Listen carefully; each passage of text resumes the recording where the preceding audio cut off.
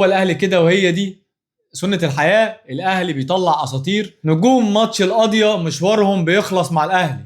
بعد علولو عمرو السولية الاهلي يوجه الشكر لعمرو السولية. زيه زي معلول هو اسطورة للنادي الاهلي. عمرو السولية اللي ناس كتير مش مقدرة موهبته ومش مقدرة مجهوده ومش مقدرة قيمته في فرقة الاهلي على مر 10 سنين او اكتر من 10 سنين. احب اقول لك ان الاهلي لحد دلوقتي مش لاقي اللاعب رقم 8 اللي يعوض السولية. التعويض اللي بتكلمه ان حد يجي يعوض عمرو السولية هو تعويض القيمة القيادية اللي في الملعب جنب القيمة الفنية طبعا.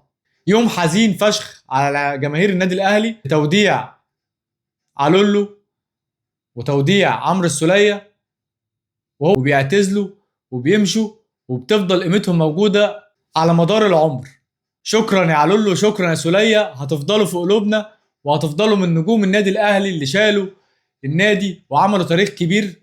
نتمنى نشوفكم في المستقبل بتخدموا النادي الاهلي على المستوى الاداري والمستوى التدريبي، لان انتوا دايما قيمة فنية كبيرة وان شاء الله قيمة ادارية اكبر واكبر.